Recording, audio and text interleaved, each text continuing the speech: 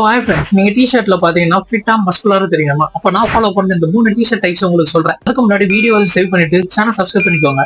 என்ன மாதிரி டிஷர்ட்ஸ் நீங்க அவாய்ட் பண்ணலாம்ங்கறத சொல்லிடுறேன்.